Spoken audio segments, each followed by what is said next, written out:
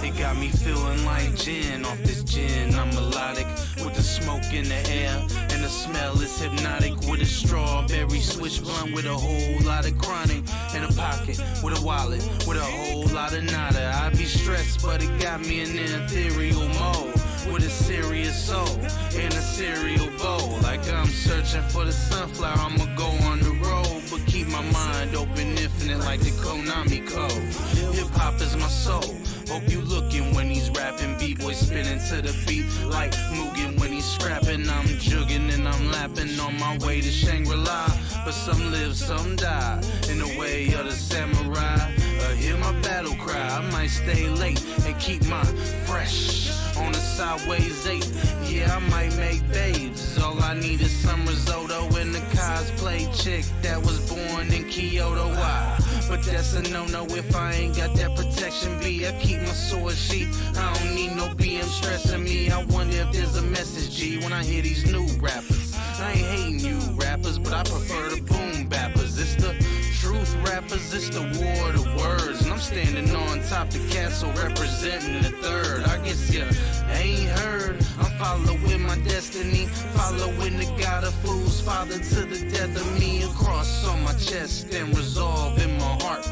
Ain't shit you can do to bring a stop to this march, bring a stop to this art. You must be JK, and I grab the mic and get loud like an AK spray, and then I stay laying this heat over beats. I got the resolve of a beast, so girl, put your knees over these shoulders right here. They holding up the world already. Mujushin style stabbings got your girl all sweaty. Ah, you mad, bro? My bad, I'm in my zone. Miyamoto Musashi with the microphone. The best squad in the city is watching my back. I might hit you with a two-piece like Mataza the Zap. I'm just talking that crap. I'm a peaceful warrior. Yeah, my flow Mega Man. I'll defeat and absorb you while I'm hungover off gin and soda. I'm a fucking hero, dog, man. I beat Genova. Word to Jehovah. Right hand on the rhyme. The way I'm rapping these lines, so you can examine my mind. Take a step inside. Don't be afraid. I'll let the beat lead me while I lead the way. And I seen today as I read the sermon that all I can tell you's only death is certain, but the way of the samurai is found in death. You might hear a lot of deep shit, but mine sounds the best. Yes, yeah. This one, baby. KV Anime on the beat. Hood Hemingway.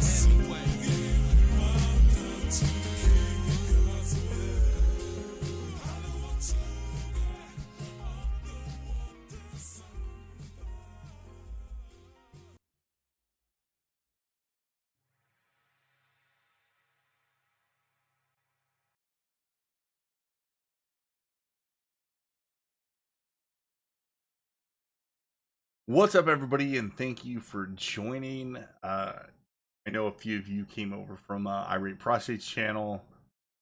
This is number 2 of channel updates and random conversations for whoever wants to join.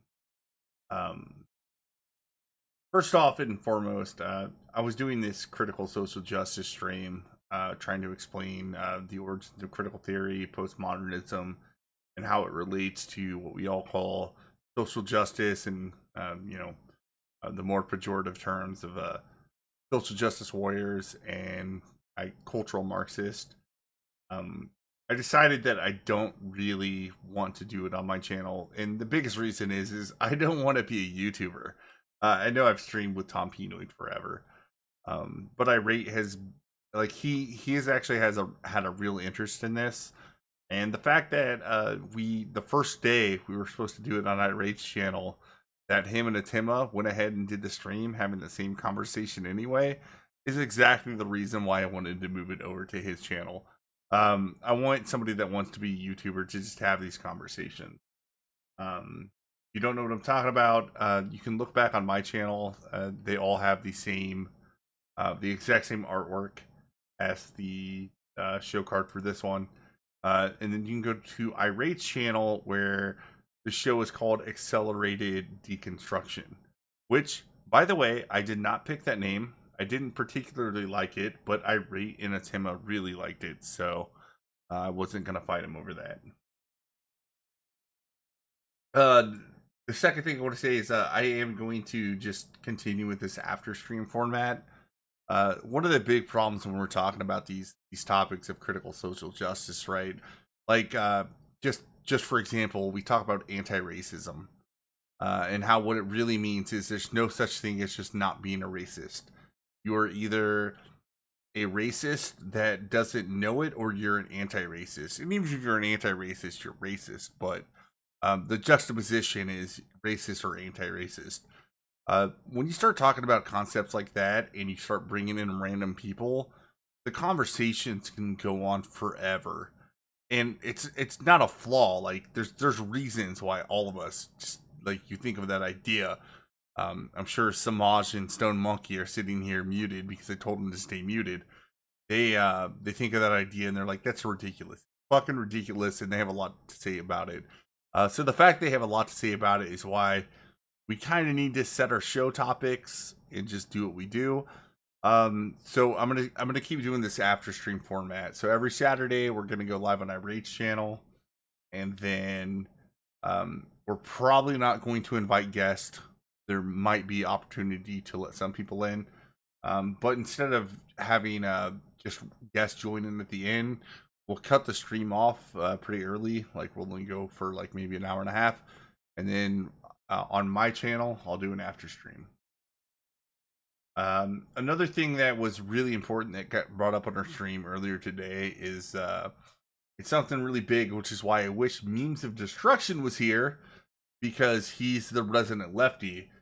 But something that's really important is on these streams, like unlike what you would normally see from maybe a Pinoid stream or me talking with like Let's Be Frank or anything political, I'm not looking at things as left versus right. I'm actually looking at things as liberal versus anti-liberal. And I know in America we've kind of given the left the term liberal, but liberalism, that's the descendants of the Enlightenment, right? It's the whole idea of like reason and individual liberty. I mean, that's the root word of liberalism. And what's going on with these new like with even Black Lives Matter, right? All these new critical social justice theories that are being thrown out and kind of forced in our face, they're explicitly anti-liberal ideologies. So we need to take back the word. The last thing, so next week we're on Irate's channel. We're going to be talking about the 1619 project. I still need to do some more research on it. I know I have a very superficial understanding of what the 1619 project was talking about, but I haven't really gone in depth as to all the claims they were trying to make. The only thing I know is even left wing, like historians that would identify with the left, just said this is like a terrible telling of history. But anyway, if anybody wants to join, I will drag them in. We actually already have Samaj, Stone Monkey, and I'm dragging in Full Metal Joker right now. So feel free to unmute yourselves. What's going on, guys? Nothing much. The usual. And I'm sorry, Joker. You were slightly late, so I hope you heard what I was talking about. Yeah. Live on the channel. I haven't enjoyed your guys' streams. I'm a little slow now. You were slowing yourself down like hours ago. You're just like, I need to smoke some more. Yeah.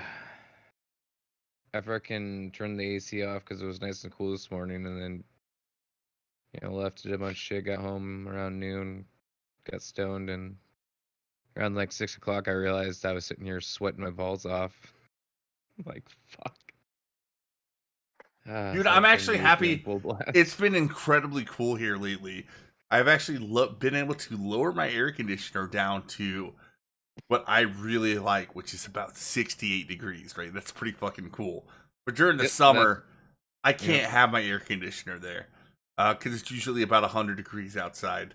And I don't think it's has anything to do with my air conditioning other than this is almost a truism. Unless you have some like crazy fucking super powerhouse air conditioning and amazing insulation, you can never make your house more than 20 degrees lower than what's going on outside. Yep. Unless you're sitting in front of that AC, but that doesn't really count. Yeah, it's always a matter of like where the actual fucking um the actual AC thermometer is measuring what the temperature is. So if it's in your living room, which is closer to where the sun goes in, like it is at my house, you can set it to 70 degrees, but it's 80 degrees in there. Even if Oh, in the back room, it's actually pretty cool and maybe like 60 degrees. But it yeah, still just keeps running and running and running and running. yeah. The AC unit that we've got is great. Uh, before my father passed away, he got a really efficient one of them 2-ton units. Um, and the thermostats that they put it right in the middle of the house. So it's because that's what they said. Like the major issue, the reason why people like waste too much energy when it comes to AC because they have the thermostat at the edge of the house. Where and so they when they did the new Now, what you're stuff describing under that. totally explains my house, right? So the room I'm in right now, pretty cool. Don't even have to have a fan on. If I go Oh into the yeah. kitchen, which is on the complete other side of the house, it's probably about 10 degrees warmer. And the thermostat is right in the middle, so it just keeps running. So this room will be like 60 degrees while the other will be 80. It's insane. Yeah, that's the shitty part about our little place, because the central air thing is out in the dining room slash somewhat kitchen area, and like partially in the living room, and our bedrooms across the. Yeah, it Slip sucks. Slipping out. What's up, Samaj? I Hey, introduced the show talking about some deep topics, and we went straight into central air. I noticed. So if there's I any heard. HVAC professionals that want to come in and join the random conversations, feel free to join in and explain to me why my electric bill is fucking $250 a month for like a 1-bedroom apartment. So Mm, yeah, that sounds about similar to mine. But my excuse is that like we have a couple gardens and stuff we have to water and take care of. So I'm like, I figure that's probably it. Also, bit strange because I was listening to your opening statements there, and I thought, oh, we're gonna talk about some deep stuff. Okay, okay, that's fine. I better go down and we get myself can a little something. Oh, we can talk about the deep Okay. stuff. Well, well, there's one thing I'd like to ask y'all. Like, have y'all seen the William Burr hearing? are you talking about Bill Burr? Oh, Bill Burr, Bill Yeah, Barr. Bill Bill Barr. Thank you. Barr. Yeah, the Bill Barr hearing whenever he was going against I mean I don't even know what he was going against. He just kind of I asked reclaim him my all time. sorts of I reclaim crazy my time. questions. Yeah. Um, Hey, th- Joker, them t- I'm reclaiming my time here now. So hold on a second. Yeah, are you talking about that one, Joker? yes, Yeah, yes. I mean we didn't talk about it in our stream because once again we don't really um particularly with like what I've been doing, and this does not apply to these after conversations. But what I've been doing with Irate is it's been really important just to kind of talk about these ideas that are floating out there, rather than individual political incidences.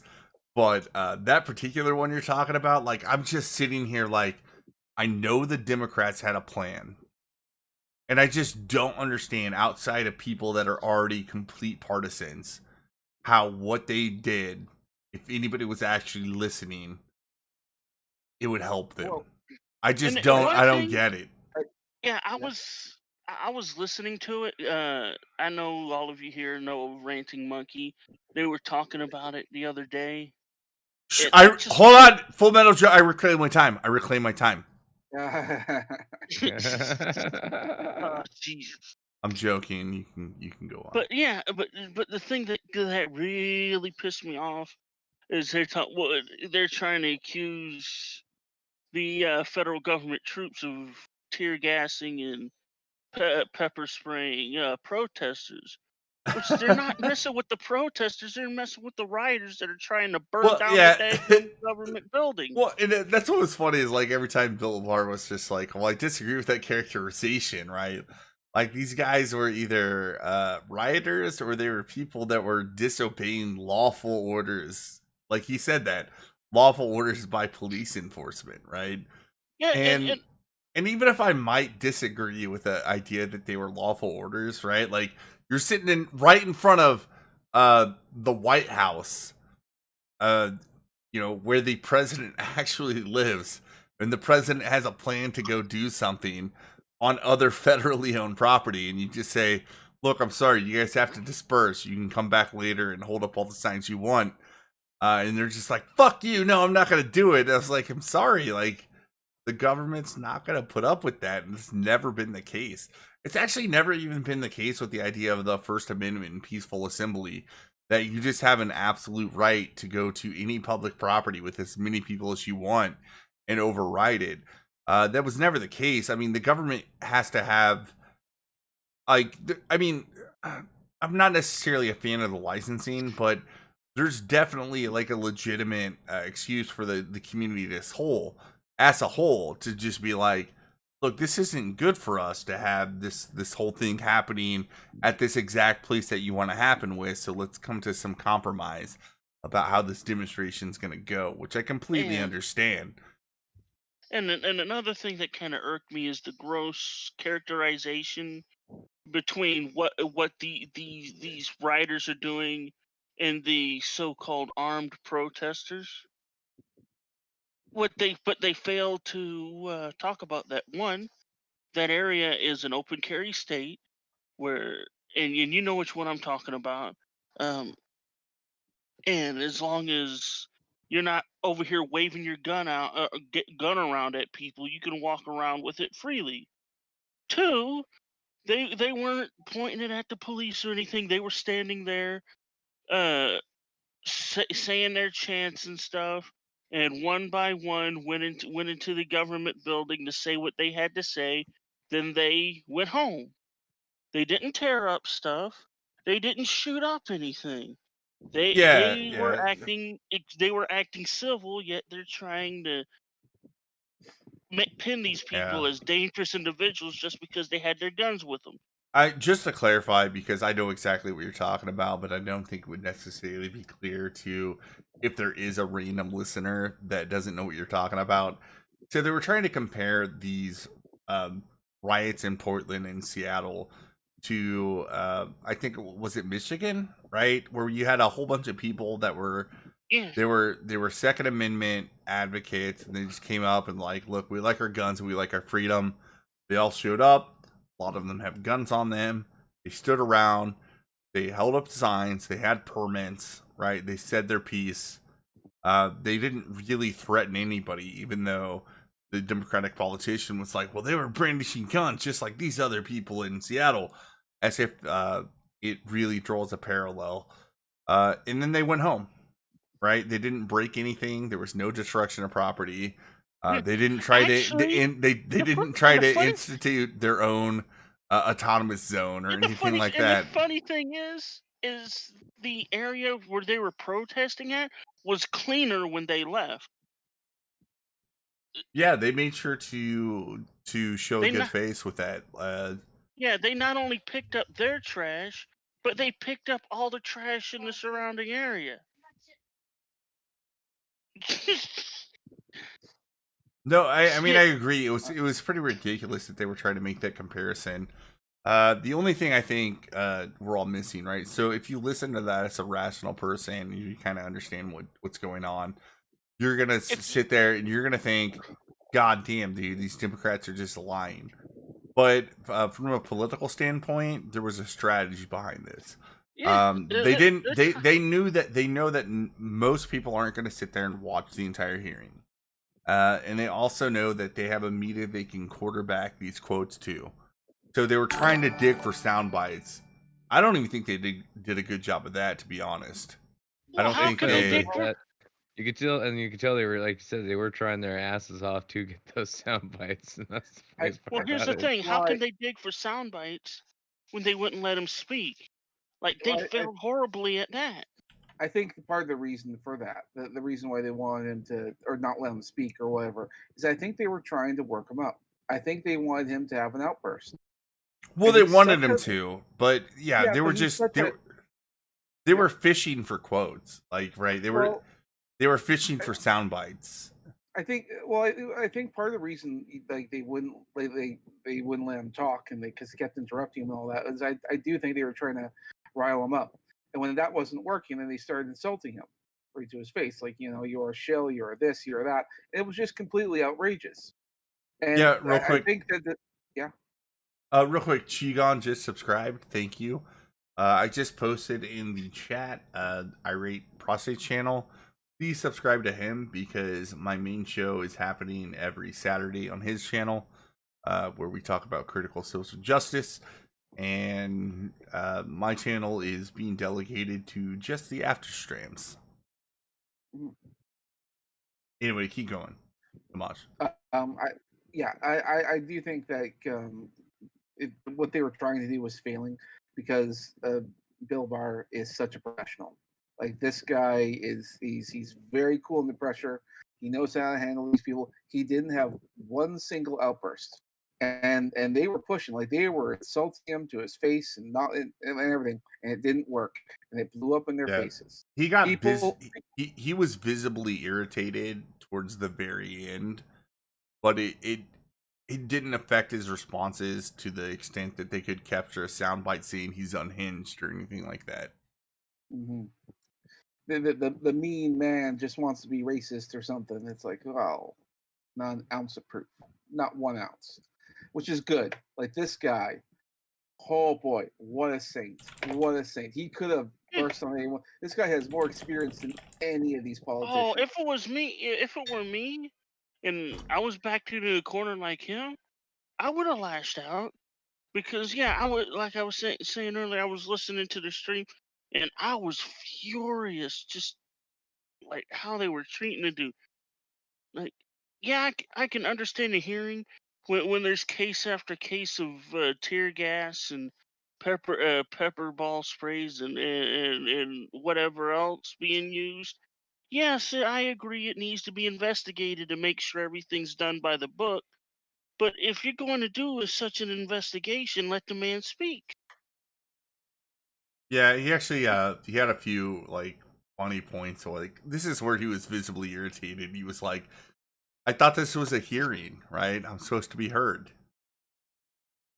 And then the guy kept going. It was, I mean, it was kind of funny the way they did it, but it was not a hearing. It was not a hearing. It was a struggle session to just throw as There was much shit as they possibly could at him to get the sound bites they wanted. it was It was also campaigning, right? So all the Democrats were trying to campaign with each other. I think the best part was actually the Swalwell exchange because his arguments were so fucking weak versus Barr's answers that like how could you even take the guy seriously? it was a combination of circus, kangaroo court, and crucifixion. They were trying to crucify the guy just to make Trump look bad.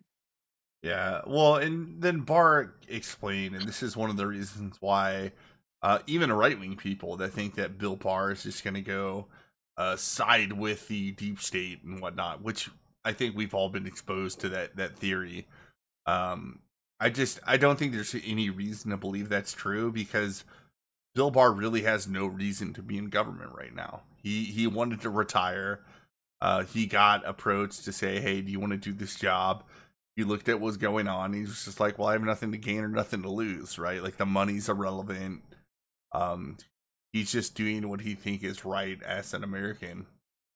I don't think there's any way you could disprove that, especially considering he's 70 years old and the last time he was Attorney General was under fucking George Herbert Walker Bush. Right? Like we're talking about whenever most of us were in elementary school. I Shit, think some of us might not have even been born. I'm pretty sure all of us can pretty much agree that like when we're at that age that he's at, that we can be half the man he is. Because my God, like, that's the kind of guy I want to be, like someone who's just cool under pressure. And let me tell you, that guy was under pressure.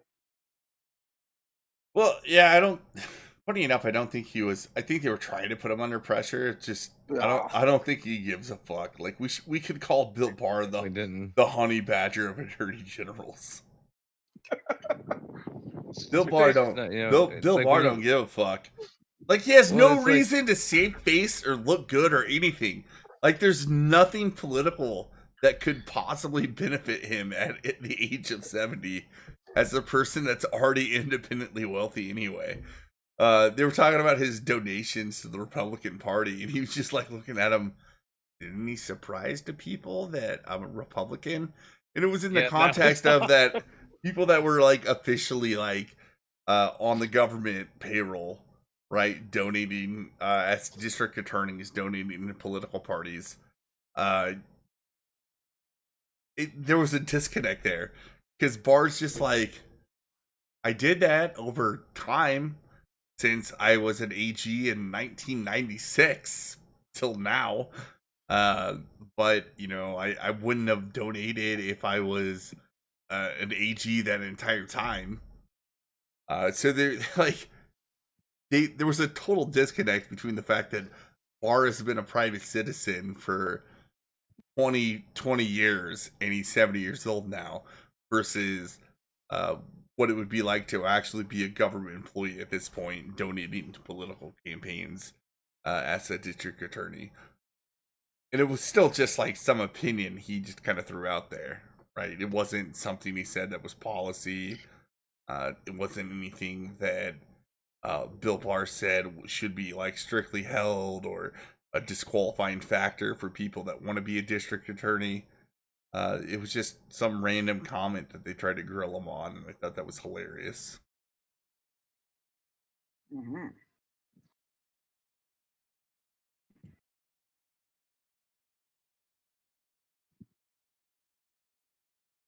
Yeah, no, everyone keeps talking about it because it was such a hilarious situation. Is there another one scheduled? Like, is this just one, or there are others?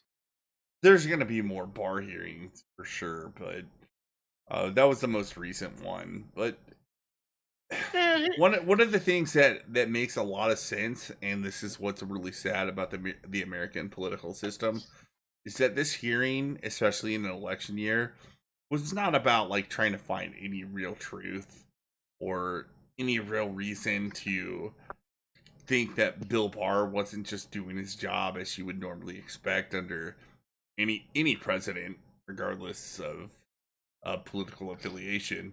yeah. It was more was- about them giving small campaign speeches for their re-election. Yeah, And it that's was the same a for the Republicans. I just want to say that the Republicans were also giving campaign speeches. Well, it was a case. It was a case of them making Trump and all the people that Trump backs. They wanted to make them look bad. And as I've said before, and which I've told many people, like I I am not a Trump supporter. Like, well, I voted for him, but it was a case of during the election period. It was pretty much you picking between two bowls of shit. And as a person, Trump as a person, I think he's an asshole. But he's done a pretty good job as a leader. Because if people, well, he's brash and he's this and he's that. Well, a leader's Well, supposed to be tough. A leader's supposed to lead his people and tell those that don't understand what's going on. Tell them to sit down, shut up, and follow me. yeah. So the argument that if we had anybody that was a very hardcore left wing in here, that I would totally destroy them on is there's nothing Donald Trump has done policy wise that has been novel or different than any of the presidents prior. In fact, he might have actually used executive power less than at least Obama and George W. Bush. I mean, throw it at me. Like, just tell me what Donald Trump has done that is novel and different as far as executive power goes. That hasn't already happened within the last 50 years. The answer is going to be nothing. There's absolutely nothing different about him. Another thought that kind of came to mind to me earlier is, like the media kind of gave this the alt-right. They specifically positioned them to have more attention than they deserved because they were white nationalist. Everybody agree with that, right? They kind of put a spotlight on them because it was naming to Trump. And then after Trump got elected, they were very disappointed that he wasn't the white savior that they thought him to be, because it turns out that Trump wasn't dog whistling to anybody. It's even the alt-right thought that, oh yeah, that's a dog whistle that we can get behind. He just said what he meant. That was it. Yeah. Yeah, it was it was embarrassing, to say the least. Well, I've heard a theory about the upcoming election, about the whole like Joe Biden and Trump thing, and part of the reason why they want to keep him on there is because it's going to be like, because we all know like Donald Trump's going to dominate, but that's probably going to be the problem, because one of the theories I heard is that it's going to seem like he's picking on someone weaker than him, and people are going to go to Biden because he might seem like an underdog. it when you doesn't think about matter. well, that's what I think too. That might be their thinking. I thought to myself, well, kind of true. He is the underdog because by comparison, he does not stand a chance. So I hope that isn't going to be enough to swing certain people, which I don't think it will. But I don't know. It's hard to predict these things until they happen. Yeah, as far as the election predictions go, I'm just gonna say I don't fucking know. No. I was on the boat, like I thought for sure, like 100% that Hillary Clinton was gonna win. I didn't think there was any chance that it would go to Donald Trump. And when it did, like I didn't even vote for Donald Trump, but I was still excited when he won. I was like, holy shit, yes. Fuck you. Like, fuck you, media establishment. Fuck you, all the people that were supporting. Like, thank God, dude. We said everything was so fucked that we decided we don't really give a shit about anything that was supposed to be important about being a president. We're going to go get Rodney Dangerfield and we're going to put him in office to be a goddamn wrecking ball. And it's been fantastic ever since, which is why I will show up to Election Day in 2020 and proudly fill in my little circle for Donald Trump. It has less to do with Donald Trump and more to do with I hate the people that oppose him way more than I hate Donald Trump. Say that's where I'm at with it too. And so it's like they're fucking the ones I see on Facebook are the most looniest of loonies. Wait, hold on. Tom Penoid, fuck you. First off, I'm not trying to YouTube it up. Second off, I'm in your goddamn Discord, so if you want to come talk, you can come talk. Yeah, what the? Fucking Pinoy.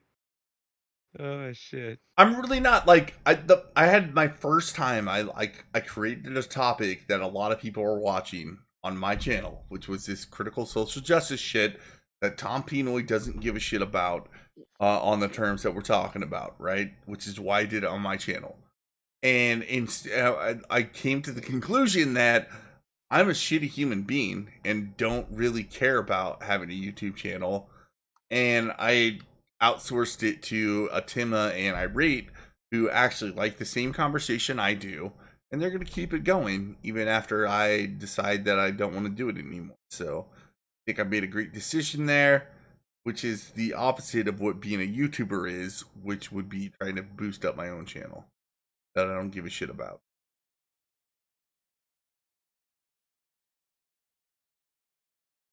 So yeah, Yeah. fuck you, Pinoid.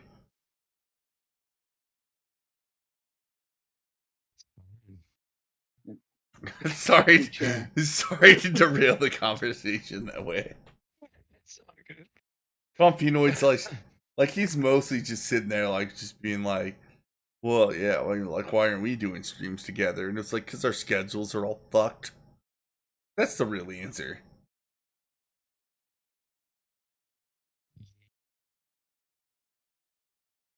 My schedule's gotten kind of nice. I have it now. I can get off when I want. I don't have to actually stay late. So it's just like, yes.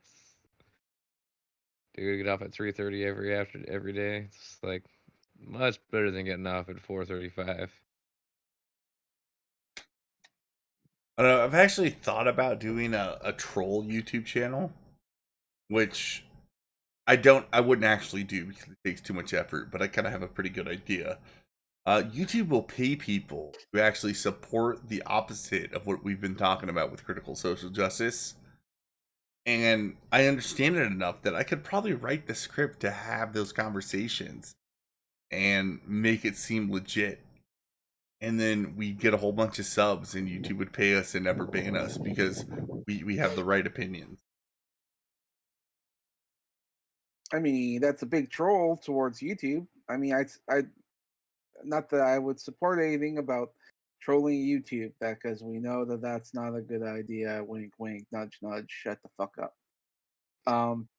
And deep down, I'm not saying anything of the sort, but I am saying go fucking do it. So you're saying yes, figure out a way to do that. I'm not going to, but anybody could. It's so fucking easy to pretend to be a social justice warrior. I've actually one of my new Twitter buddies is Ken Art. I became Twitter buddies with him because I hopped into this conversation and I just completely decided to play Poe. Right? I was just saying everything like verbatim what you would expect from critical social justice warriors. And he got all mad at me and I was like, dude, I'm totally bullshitting. And he's like, what, are you kidding me? I was like, no, I'm not. Like, I agree with you on everything. Like, I can't believe you couldn't tell the difference. And then looked back on what I wrote and I was like, oh shit. Like, this is just all shit that I've read from other people that believe in that nonsense. And I just regurgitated it, which is why he didn't know the difference. It's not because he was dumb. It was because it's so easy to parrot that nonsense. Yep. I know that Schmeckel, he was like he had like a fake name and all that, and he was actually getting paid to work for, I don't know which media outlet it was. That's when they'll hire anyone. Just say you're a journalist, they'll hire you. And that's what he did. He got away with it. And he was writing these little troll articles. But then they eventually got wise and figured out that he was just bullshitting and fired him. Also, I think it's probably not a good idea to use a fake name and all that and take money from a company. Man, I was thinking about doing that, right? So you go to these woke outlets, you just write an article that's plausible saying like, well, I used to believe in all these like crazy white supremacist ideas like individual freedom and blah blah blah blah. But then I came to realize, talking to my ethnic friends about their lived experience and how so wrong I was. Like, you could totally plausibly just make up some bullshit and they will publish it. Yep. Yeah, you can totally do that if you want. And I mean, they're well, I'm saying, especially if you're saying like you're going from, I'm not even gonna say right, normal people to woke. Well, I mean, they're not even paying the people anymore. It's a volunteer position. You just sort of come in and volunteer to write for them. Hey, Pinoid. They just come in and volunteer to say shit and talk about reckless, maniacal nonsense, right? I just feel it's better to, like, I don't know, be a giant sledgehammer and just smash things all the fucking time. And it's way more fun to just, you know what I mean, talk reckless. And then you bring in, you know what I mean, the nuance afterwards. I agree, Tom. That's actually your fucking job. Your job is to be the goddamn sledgehammer, and then like the other people to explain why that wall didn't need to be there to begin with. That's the people I've been listening to. Yeah, see, that's like, you know, I mean, that's what I do. I just come in and I just bomb shit, right? I think it's important that you just throw Molotov cocktails at things sometimes. And what up, Joker and Monkey and Samaj? How the fuck y'all doing tonight? Yeah, I'm doing alright. It's bad, bro. Yo, man, fucking Monkey, dude. How's married life treating you? Fucking amazing. Yo, look, man, enjoy that while that lasts. You know what I'm saying? It's a short trial run with that one right there. Hey, Tom, You know what I'm how much time you got? Man, listen, it's 12 o'clock. My kids will be up at 6, so whatever. It's not enough. I was gonna say, like, I will hit end stream and direct everybody here back to your channel and just go live in like 2 minutes on yours. I mean, if you want to, like I have my fucking laptop too. Like I do. I'm just saying, I will do that if you decide that you want to do it. Yo, look, man, if you want to do this on my channel, we can do this on my channel. It's up to you. No, it's up to you at this point, because this is my after strands for my woke critical social justice nonsense, but you joined in. I think we already covered everything that we would possibly need to cover. Yeah, we've been going on for an hour. So if you want to keep talking, I'm saying, like, can you hang? Can you hang for like? Can you hang for like an hour? Because like, I could use some content over there. I've done literally nothing all week over there. I've been.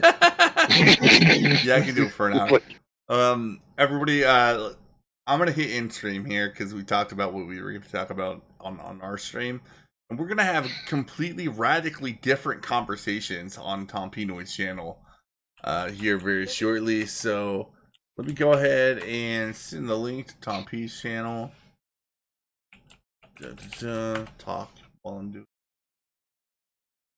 Yo, man, I'm saying, like, yeah, everybody go over there and like fucking we will see you there, and we're just gonna hang out here and chill for a minute in this Discord.